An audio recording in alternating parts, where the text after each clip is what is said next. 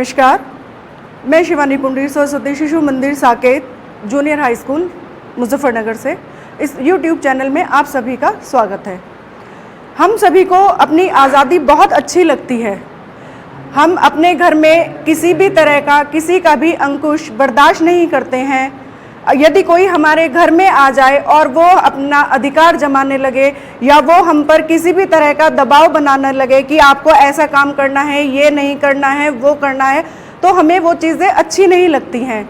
इसी तरह हमारे जो भारत देश है, हमारे जो वीर पुरुष और वीरांगनाएं हुई हैं, उन्होंने भी, आप ये सोचिए कि कितनी मुश्किलों से और कितने अपने बलिदानों से हम जिस आज खुले आसमान के नीचे सांस ले रहे हैं, हमने किस तरह से वो आज़ादी पाई है, उसमें हमारे कितने ही वीर महापुरुषों का योगदान है और कितनी ही वीर महिलाओं का भी योगदान रहा है। जैसा कि शुरू से ही हमारा समाज पुरुष प्रधान समाज रहा है, लेकिन हमारी कुछ वीर वीरांगनाएं ऐसी हैं कि उन्होंने इस बात को असत्य साबित कर दिखाया है। महिला आज के टाइम में किसी भी पुरुष से पीछे नहीं है। वो हर क्षेत्र में कंधे से कंधा मिलाकर अपना योगदान दे रही हैं और ये बात आज ही नहीं, ये हमारे पूर्वजों ने भी हमारे सामने रखी है। ऐसी ही कुछ वीर महिलाएं वीरांगनाएं हुई हैं जिन्हें हम आज भी अपने बच्चों को पढ़ाते हैं और हमने खुद भी वो कविताएं या वो कहानियां हमने बहुत मन से सुनी हैं कि किस तरह से हमारे देश ने आज़ादी को प्राप्त किया है और किन की वजह से हम आज खुले आसमान के नीचे एक स्वतंत्र रूप से सांस ले रहे हैं और हम कितना अच्छा गर्व का अनुभव हमें महसूस होता है। ये सब हमारे वीरांगनाओं की ही देन है। ऐसे ही हमारा आज का टॉपिक है झांसी की रानी। झांसी की रानी का जन्म 19 नवंबर 1828 को हुआ था। वो बचपन से ही बहुत ही बहादुर लड़की थी। जिस तरह सभी छोटी छोटी बच्चियां बचपन में गुड्डे गुड़ियों से खेला करती थी, उन्हें इस चीज़ से कभी भी लगाव नहीं रहा है। वो गुड्डे गुड़ियों से कभी भी नहीं खेलती थी। वो बचपन से ही तलवार, कृपाण, तीर आदि उनके प्रिय खेल के साधन थे। झांसी की रानी की माता का नाम भगीरथी और पिता का नाम मोरोपंत था। बचपन में ही इनकी माता का साया इनके सर से उठ गया और इनके पिता ने ही इनकी देखभाल की है। झांसी की रानी बहुत ही बहादुर थी और वो अपने खेलों से जो करतब दिखाया करती थी, सब उन्हें देखकर आश्चर्यचकित रह जाते थे। झांसी की रानी ने अपने घोड़ों पर उनकी अच्छी लगाम थी और वो उन पर बहुत अच्छे से काबू पा लिया करती थी। झांसी की रानी का जो जीवन रहा है वो बहुत ही कष्ट में रहा है। उनके जो पिताजी थे वो नवाबों के पास आ गए थे और उनका जो बचपन बीता वो नाना साहब के पास बीता और उनके बचपन का नाम मणिकर्णिका था, लेकिन प्यार से उन्हें सब मनु कहते थे और नाना साहब उन्हें प्यार से छबीली पुकारा करते थे। इसी तरह उनकी जो बचपन की कहानियाँ और जो उनके शौर्य की गाथा है, वो हमारी एक बहुत ही सुप्रसिद्ध कवित्री हुई हैं सुभद्रा कुमारी चौहान। उन्होंने उनकी जो वीरता है उसको अपने शब्दों में पिरोया है। झांसी की रानी को जो शब्दों में पिरोया है सुभद्रा कुमारी चौहान ने, उनका जन्म 16 अगस्त 1904 को इलाहाबाद के निकट हुआ था। उनके पिता का नाम ठाकुर रामनाथ था और उनका विवाह जो हुआ था ठाकुर लक्ष्मण सिंह के साथ हुआ था। सुभद्रा कुमारी चौहान की पहली कविता नीम का पेड़ 9 वर्ष की आयु में प्रकाशित हुई थी। मर्यादा के रूप में वो प्रकाशित हुई और जो उनकी अन्य कविताएं थी बिखरे मोती, सीधे साधे चित्र और उन्मादी, उनकी अन्य कविताएं थी और उन्हें जो पुरस्कार मिला से केसरिया के नाम से भी उन्हें पुरस्कार से सम्मानित किया गया। उनकी जो और जो सुभद्रा कुमारी चौहान थी वो बचपन से ही एक दबंग और विद्रोही स्वभाव की कवयित्री थी। वो किसी भी तरह का जो उनकी कविताएं थी अगर सामने वाला उन्हें सुनता तो वो भी जोश से भर जाता था, इस तरह का उनका स्वभाव था। वो बहुत ही दबंग, विद्रोही और निडर महिला थी। राजनीतिक परिचय भी उनका थोड़ा बहुत जो रहा है इंटरेस्ट वो राजनीति में भी रहा है और वो मध्य प्रदेश की राजनीति में भी उन्होंने प्रवेश किया है और वो वहाँ की सांसद के रूप में भी जानी जाती हैं। सुभद्रा कुमारी चौहान का जो मृत्यु हुई है वो 15 फरवरी 1948 को मध्य प्रदेश के पास एक कार दुर्घटना के कारण उनकी मृत्यु हुई है। अब जो उन्होंने कविता लिखी है झांसी की रानी, मैं उसी पर ही आपको थोड़ा सा बताने की कोशिश करती हूँ। सिंहासन हिल उठे राजवंशों ने भ्रष्टि तानी थी, बूढ़े भारत में भी आई फिर से नई जवानी थी। सिंहासन हिल उठे राजवंशों ने भ्रष्टि तानी थी, बूढ़े भारत में भी आई फिर से नई जवानी थी। गुमी हुई आजादी की कीमत सबने पहचानी थी, दूर फिरंगी को करने की सबने मन में ठानी थी। यानी कि जो लक्ष्मी रानी ने किया है, झांसी की रानी ने किया है, वो है कि जिस टाइम हमारा देश आज़ादी के लिए प्रयत्न कर रहा था तो वो उन्होंने उसकी कीमत को हम सभी को झांसी की रानी ने बताया है कि किस तरह से बलिदान का उसमें वर्णन किया गया है। गुलाम भारत को आज़ाद कराने के लिए झांसी की रानी ने अपने सर्वस्व अपना लुटा दिया था और जो हम अपनी कीमत खो चुके थे, यानी कि जिस आज़ादी को हम पाना चाहते थे, किस तरह से झांसी की रानी ने हमें वह कीमत दिलाई थी। और सभी के मन में, जो उस टाइम देशवासी थे, उन सभी के मन में अंग्रेजों को दूर भगाने के लिए उन्होंने सबके मन में एक आज़ादी की चिंगारी को जलाया था। वो उस टाइम जो उसके जो राजा थे वो सभी इस चीज़ के लिए प्रयत्न कर रहे थे, लेकिन जितना जोश झांसी की रानी ने उन सभी के मन में भरा है वो हर एक के बस में नहीं था और उन्होंने इन अंग्रेजों को दूर भगाने के लिए अपनी तलवार उठाई थी।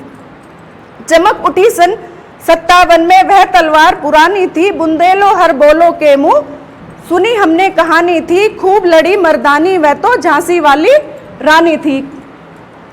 यानी कि जो जिस टाइम सब अपने हथियार छोड़ चुके थे, झांसी की रानी ने हम सबको उस तलवार की याद दिलाई और हमें किस तरह से हमें दुश्मनों का सामना करना है हमें ये बताया और सभी के मन में आज़ादी के लिए जोश भर दिया। और कानपुर के नाना की मुंह बोली बहन छबीली थी, लक्ष्मीबाई नाम पिता की वह संतान अकेली थी, नाना के संग पढ़ती थी वह नाना के संग खेली थी, बर्ची ठाल कृपाण कटारी यह सब उसकी सहेली थी। यानी कि लक्ष्मीबाई जो थी उनकी जो सहेलियां थी वो कोई भी गुड्डे गुड़िया या और अन्य जो उनके साथ की लड़कियां थी वो उनके साथ दोस्ती नहीं रखती थी। उनकी सहेलियां कौन थी?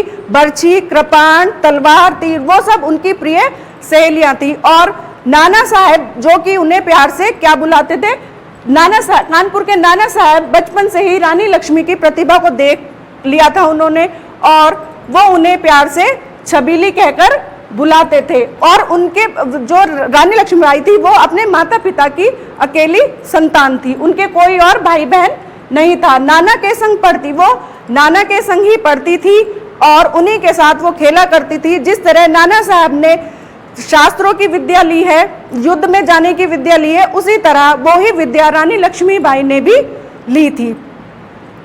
और अंग्रेजों के खिलाफ जो भी जंग छेड़ी उसमें उनका बहुत ही महत्वपूर्ण भाग था, उससे सभी ने अपनी आज़ादी को पाया था। वीर शिवाजी की गाथाएं उसको याद जबानी थी, बुंदेलों के मुंह बोले हमने सुनी कहानी थी। यानी कि जो लक्ष्मीबाई थी वो और गुड्डे गुड़िया या और किसी भी तरह की कहानियां नहीं सुनती थी, वो सिर्फ वीर शिवाजी की ही कहानियां सुनती थी और वो उनको सभी अपने मुख पर मुंह जुबानी याद थी। लक्ष्मी थी या दुर्गा थी वह स्वयं वीरता की अवतार, देख मराठे पुलकित होते उसकी तलवारों की बार, नकली युद्ध व्यूह की रचना खेलना खूब शिकार, सैन्य घेरना, तो दुर्ग तोड़ना, ये थे उसके प्रिय खिलाड़। महाराष्ट्र कुल देवी उसकी भी आराध्य भवानी थी, बुंदोलों के मुंह सुनी हमने कहानी थी, खूब लड़ी मर्दानी वह तो झांसी वाली रानी थी। यानी कि लक्ष्मीबाई दुर्गा का स्वयं अवतार थी और वे जो उनकी तलवार की ढाल थी उसे देखकर सभी आश्चर्यचकित रह जाते थे। नकली युद्ध, यानी कि वो जब छोटी थी, जब वो खेला करती थी तो वो नकली युद्ध खेला करती थी, शिकार किया करती थी और व्यूह रचना करना, दुर्ग तोड़ना, सैन्य घेरना उनके प्रिय खेल थे। महाराष्ट्र की जो कुल देवी थी भवानी यानी पार्वती देवी, वो उनकी भी पूजा किया करती थी और उनकी जो कुल देवी, जो उन्होंने अपनी कुल देवी माना था, मराठों की जो कुल देवी थी भवानी यानी कि पार्वती, वो उनकी भी पूजा किया करती थी। और वीर होने, इससे पूजनीय होने के, वो जब भवानी देवी की पूजा करती थी तो इससे हमें उनके चरित्र का ये भी पता लगता है कि वो वीर होने के साथ साथ धार्मिक प्रवृत्ति की भी महिला थी। हुई वीरता के वैभव के साथ सगाई, झांसी में ब्याह हुआ, रानी बन आई लक्ष्मीबाई झांसी में। राजमहल में बजी बधाई, खुशियां छाई झांसी में, सुबह बुंदेलों की विरोधावली सी वह आई झांसी में। चित्रा ने अर्जुन को पाया, शिव से मिली भवानी थी, बुंदोले हर बोलो के मुंह हमने सुनी कहानी थी, खूब लड़ी मर्दानी वो तो झांसी वाली रानी थी। यानी कि जब वीरता के वैभव के साथ सगाई झांसी में, यानी कि एक वीर महिला जो कि रानी लक्ष्मीबाई थी, उनकी जब गंगाधर के साथ सगाई हुई तो वो झांसी की रानी कहलाई। उससे पहले वो केवल लक्ष्मीबाई के नाम से जानी जाती थी, लेकिन गंगाधर के साथ शादी हो जाने के बाद वो रानी लक्ष्मी झांसी की रानी के नाम से जाने लगी। हुई वीरता की सगाई, यानी कि जब वीरता के वैभव के साथ सगाई झांसी में, जब रानी लक्ष्मीबाई का विवाह हुआ तो वहां राजमहल में बहुत खुशियां मनाई गई और सभी ने उनकी बहुत खुशियों के साथ साथ स्वागत किया। और जैसे कि इसमें कहा गया है, चित्रा ने अर्जुन को पाया, शिव से मिली भवानी थी। यानी कि गंगाधर और रानी लक्ष्मीबाई के जो उसकी कल्पना की गई है वो चित्रा और अर्जुन के समान की गई है। और शिव से मिली भवानी, यानी कि जिस प्रकार शिवजी और पार्वती की जोड़ी को हम पूजनीय मानते हैं, उसी प्रकार वहाँ की जो झांसी की जो प्रजा थी उन्होंने भी रानी लक्ष्मीबाई और गंगाधर की जोड़ी को अर्जुन और चित्रा और अर्जुन की उपमा देकर और शिव और पार्वती के जोड़ी के समान बनाया था। उदित हुआ सौभाग्य, मुदित महलों में उजियाली छाई, किंतु काल गति चुपके चुपके काली घटा घेर लाई। तीर चलाने वाले कर में उसे चूड़ियां कब भाई, रानी विधवा हुई हाय, विधि को भी नहीं दया आई। उदित हुआ सौभाग्य, उदित मतलब जाग गया। मुदित महल, जब रानी महलों में आई तो सभी ने बहुत खुशियां मनाई और सभी ने उनके भाग्य की बहुत सराहना की, लेकिन किंतु काल गति चुपके चुपके काली घटा घेर लाई। लेकिन समय का जो चक्र है बहुत उसका पता नहीं लगता है, बहुत विपरीत भी चल जाता है। लक्ष्मीबाई विवाह के बाद जहां से आई, सौभाग्य का भाग्य, उनका सौभाग्य जाग उठा, महलों में उजाला हुआ, किंतु हथियार उठाने वाले जिन हाथों में हमेशा हथियार रहे हैं उन्हें चूड़ियां कब भाई, रानी लक्ष्मीबाई को चूड़ियां नहीं भाई और वे तीर चलाने के साथ साथ उन्हें चूड़ियां पहनना अच्छा नहीं लगा। जो उनकी, जब रानी लक्ष्मीबाई अपने महलों में आई तो जो उनकी दासियां थी वो उनकी जो उन्होंने अपनी दासियों को भी यही शिक्षा दी कि तुम अपनी रक्षा के लिए तीर चलाना और तलवार चलाना भी सीख सकती हो। उन्होंने अपनी दासियों के साथ भी उनको उस चीज़ का अभ्यास कराया और उन्हें चूड़ियों से कभी लगाव नहीं रहा, जैसे कि हर महिला को शौक होता है सजने संवरने का, किंतु रानी लक्ष्मीबाई को केवल शौक था तीर चलाना, तलवार चलाना और कृपाण चलाना ही उनका शौक था।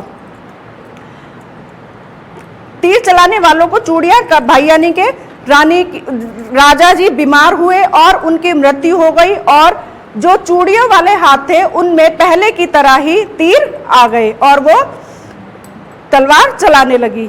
निसंतान मरे राजा जी, रानी शोक समानी थी, बुंदोले हर बोलो के मुंह, हमने सुनी कहानी थी, खूब लड़ी मर्दानी वह तो झांसी वाली रानी थी। यानी कि जब गंगाधर राव की मृत्यु हुई तो उनके कोई भी संतान नहीं थी। अब रानी लक्ष्मीबाई को, झांसी की रानी को अपने राज्य की, अपनी प्रजा की सुरक्षा की चिंता सताने लगी और वो यही सोचने लगी कि राजा जी के तो कोई संतान नहीं है, इस राज्य का अब क्या होगा। बुझा दीप झांसी का तब डलहौजी मन में हर्षाया, राज्य हड़प करने का उसने यह अच्छा अवसर पाया, फौरन फौजे भेज दुर्ग पर अपना झंडा फहराया, लावारिस का वारिस बनकर ब्रिटिश राज्य झांसी में आया। जब डलहौजी ने देखा कि गंगाधर राव की मृत्यु हो चुकी है, जो कि अंग्रेज पहले से ही झांसी पर अपनी निगाह लगाए बैठे थे, उन्होंने मौके का फायदा उठाते हुए तुरंत अपनी जो फौजें थी वो झांसी में भेजी और वहां पर अपना झंडा फहरा दिया। लावारिस का वारिस बनकर ब्रिटिश राज्य झांसी में आया। लावारिस का वारिस यानी कि जिसका कोई भी देखने वाला ना हो, जिसका कोई भी वारिस ना हो, डलहौजी उस राज्य को, अपने झांसी राज्य को अपने राज्य में मिलाकर उसका वारिस बन बैठा और उसने तुरंत ही अपने झंडा वहां पर फहरा दिया और अपनी जो सेना थी उनको भेजकर वहां पे अपना आधिपत्य स्थापित कर लिया। अश्रुपूर्ण रानी ने देखा झांसी हुई वीरानी थी, बुंदेले हर बोलो के मुंह, हमने सुनी कहानी थी, खूब लड़ी मर्दानी वह तो झांसी वाली रानी थी। रानी ने देखा कि मेरी झांसी का ये क्या हाल हो गया है और वो बहुत बुरी तरह रोई और उन्होंने अंग्रेजों से भी इस चीज़ को ना करने के लिए बहुत विनय किए, लेकिन उनका इस बात का कोई असर नहीं हुआ और अंग्रेज तो इस बात की घात लगाए बैठे थे कि किसी भी तरह झांसी का राज्य हमें मिल जाए और वो अपने उस कार्य में सफल हुए। अनुनय विनय नहीं सुनती है विकट शासकों की माया, व्यापारी बन दया चाहता जब यह भारत आया, डलहौजी ने पैर पसारे अब तो पलट गई काया, राजाओं नवाबों को भी उसने पैरों से ठुकराया। जब अंग्रेजों ने झांसी को अपने राज्य में मिलाया तब रानी ने उनसे बहुत ही तरह के विनम्र भाव से उनसे प्रार्थना की कि आप, यह राज्य मेरा है और ये मेरे पास ही रहने दीजिए, आप यहाँ व्यापार मत कीजिए। लेकिन कौन किसकी सुनता है। अंग्रेजों ने झांसी की रानी की कोई भी बात नहीं सुनी और जिस तरह जो एक दासी थी, यानी कि अंग्रेज हमारे दास के रूप में आए थे, अब वो हमारे भारत के महाराज बनकर रहने लगे और जो झांसी की रानी जो रानी थी वह दासी बन चुकी थी। इस तरह अब अंग्रेजों को दासी और दासी के समान रहने वाले अंग्रेज अब झांसी में अपना आधिपत्य स्थापित कर चुके थे और वो इस तरह जैसे अंग्रेजों की महारानी होती है विक्टोरिया, और वो झांसी में इसी तरह रह रहे थे। राजा के मर जाने के बाद डलहौजी को झांसी को हड़पने का बहुत ही अच्छा मौका मिल गया था। रानी बनी दासी, बनी है दासी अब महारानी, यानी कि जो हमारा भारत था वो अब दास बन चुका था और जो हमारी अंग्रेज जो दास थे वो अब महाराज बन चुके थे। जिस तरह अंग्रेजों की विक्टोरिया महारानी होती है, इसी तरह वो भी वहां पर आकर अब दास न रहकर महारानी बन चुकी थी। बुंदोलों के मुंह हमने सुनी कहानी थी, खूब लड़ी मर्दानी वह तो झांसी वाली रानी थी। ये इतना है। अब मैं आपको एक बार पूरी इसका हिंदी में आपको व्याख्या करके बताती हूँ। इस प्रथम पद में कवित्री ने कहा है कि साहस और बलि, इसमें झांसी की रानी के साहस और बलिदान का वर्णन किया है, किस तरह उन्होंने गुलाम भारत को आजाद कराने के लिए हर भारतीय के मन में आजादी के चिंगारी जला दी थी। रानी लक्ष्मीबाई साहस से हर भारतवासी के मन में जोश भर गया था और 1857 में उन्होंने जो तलवार उठाई थी, यानी अंग्रेजों के खिलाफ जो जंग छेड़ी थी, उससे सभी ने आजादी को पाया था।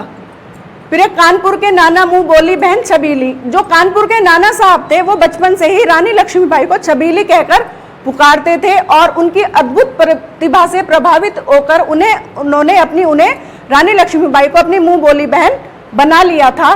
बाकी लड़कियों से अलग होकर वो गुड्डे गुड़ियों के बजाय बर्छी, तलवार, तीर चलाना उन्हें अच्छा लगता था। फिर हुई वीरता के वैभव के साथ सगाई झांसी में, ब्याह हुआ रानी बन आई लक्ष्मी झांसी में। यानी कि रानी लक्ष्मीबाई का विवाह झांसी के राजा श्री गंगाधर राव के साथ हुआ और झांसी में बहुत ही खुशियां मनाई गई। उनके जो जोड़े को शिव और पार्वती और चित्रा और अर्जुन की उपमा दी गई। उनके आने से झांसी में खुशियां और सौभाग्य आ गया था। उदित हुआ सौभाग्य मुदित महलों में उजियाली छाई, किंतु काल गति चुपके चुपके काली घटा घेर लाई। लक्ष्मीबाई विवाह के बाद जब झांसी आई वहां सौभाग्य जाग उठा।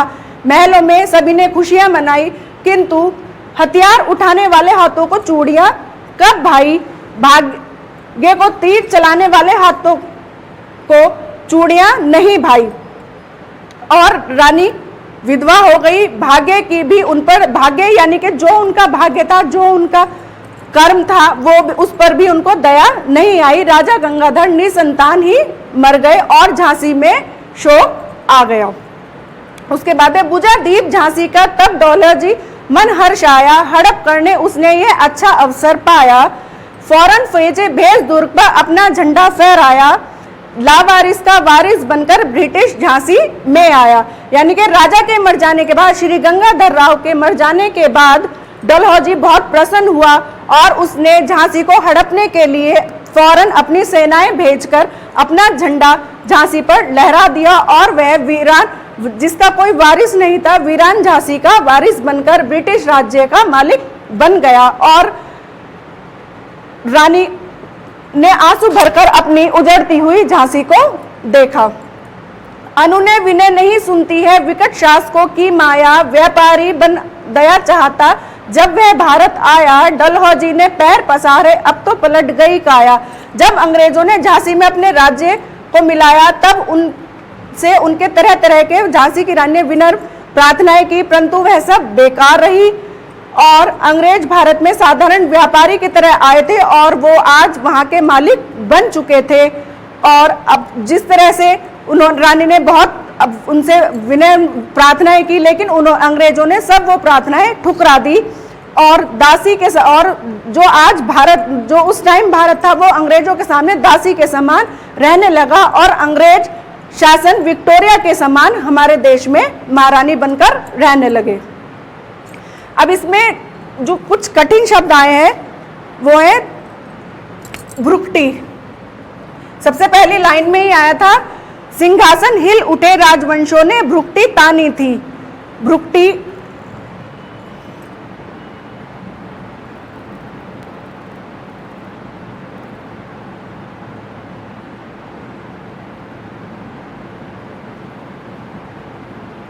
भ्रुकटी ताना यानी कि क्रोध करना।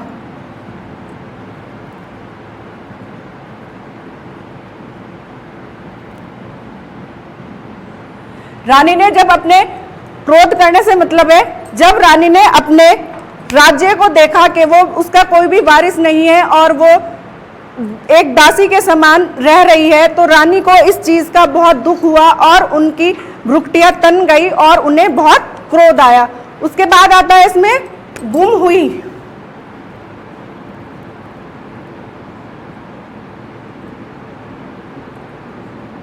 गुम हुई यानी कि खो गई, जिसका कुछ अता पता ना हो, खोई हुई।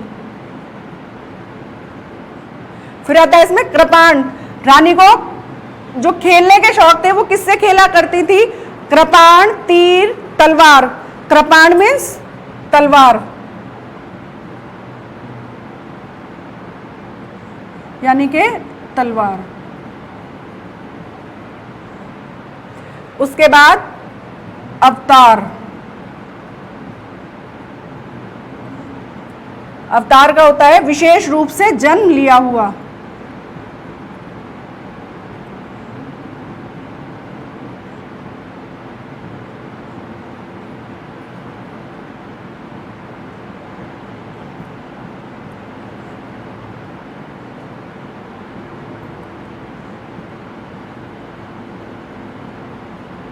फिर इसमें एक शब्द आया था व्यू रचना, रानी को व्यू रचना, दुर्ग तोड़ना, सैन्य घेरा आदि करने का शौक था। इसमें शब्द आया था व्यू रचना।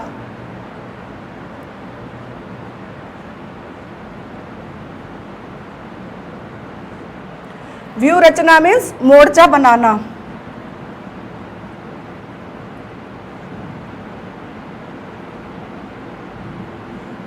उसके बाद आता है इसमें दुर्ग तोड़ना।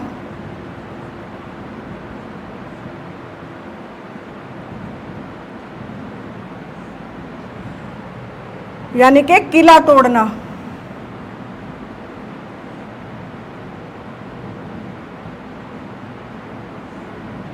इसके बाद आता है इसमें वृद्धावली। इसमें सबसे पहले आया था ना दूसरी लाइन में वृद्धावली।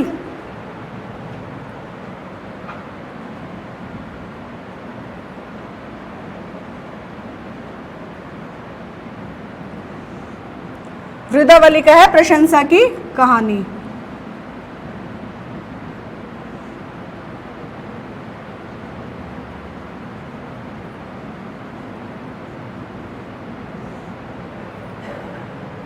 फिर उदित हुआ। इसमें आया था ना उदित हुआ सौभाग्य मुदित महलों में उजियाली, यानी कि जाग गया।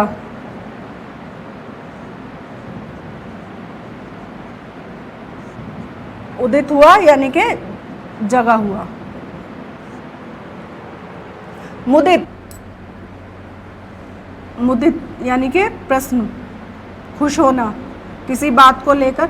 जब रानी महलों में आई थी तो झांसी की जो प्रजा थी वो उन्हें देखकर बहुत ही मुग्ध हुई, यानी कि उन्हें देखकर बहुत प्रसन्न हुई। उसके बाद कालगति।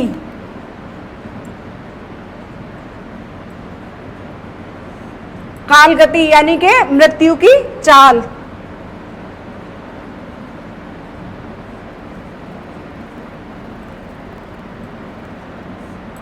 उसके बाद आता है काली घटा घेरना, यानी कि जब गंगाधर राव की मृत्यु हुई तो झांसी पर काली घटा आ गई। यहाँ आएगा काली घटा घेरना।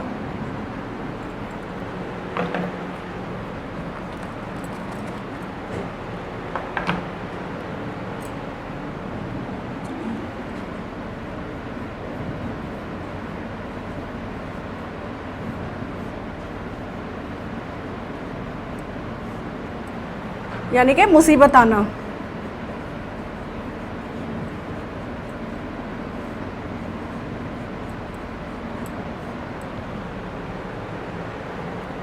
और जब झांसी की रानी पे मुसीबत आई तो उनकी जो परिस्थिति थी वो विषम हो गई थी, यानी कि विषम मीन्स कठिन। ये इसके कुछ शब्द अर्थ हैं जो आपको इस कविता को याद करने में आसानी होंगी और उनका जो अर्थ है वो भी आपको पढ़ने में आसानी होगी। अब इसमें कुछ एक दो क्वेश्चन भी आते हैं।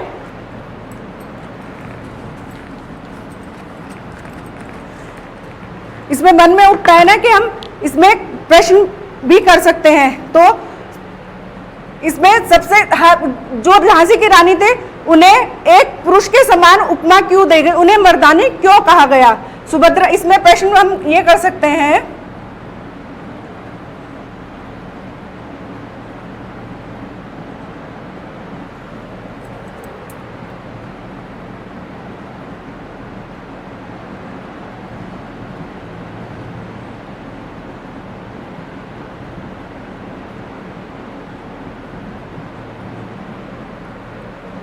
सुभद्रा कुमारी चौहान ने लक्ष्मीबाई को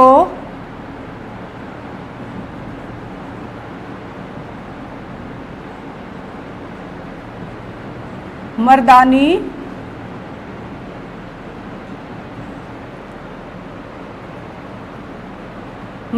क्यों कहा?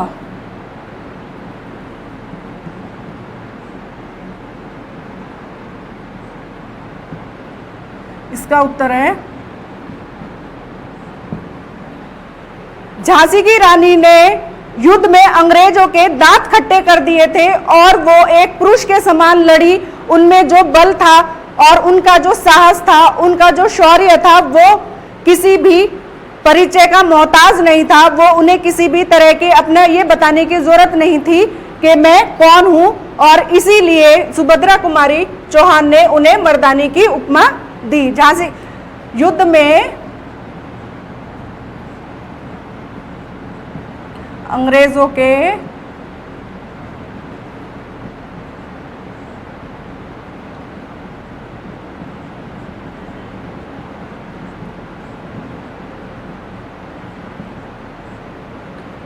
के दांत खट्टे करने के कारण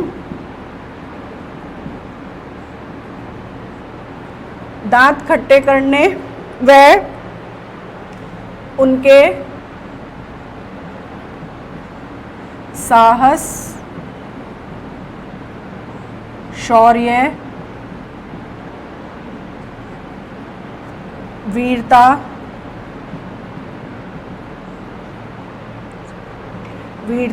का परिचय कराने के कारण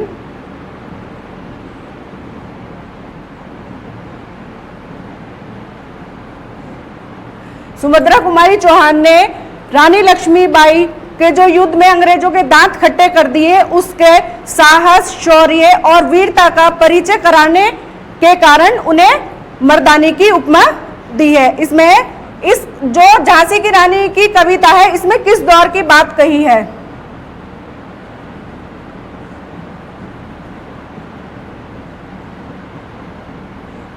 कविता में किस दौर की बात कही गई है?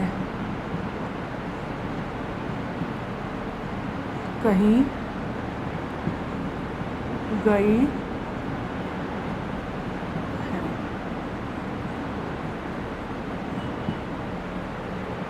प्रथम स्वतंत्रता संग्राम की, प्रथम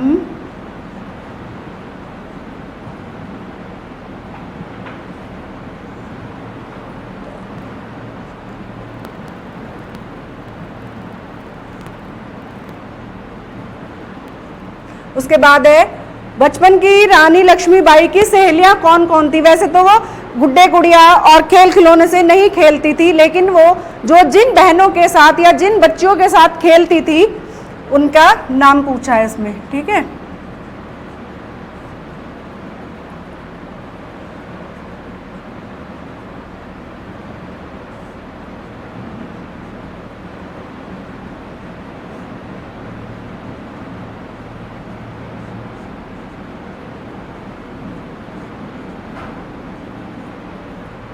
सहेलियां कौन थी?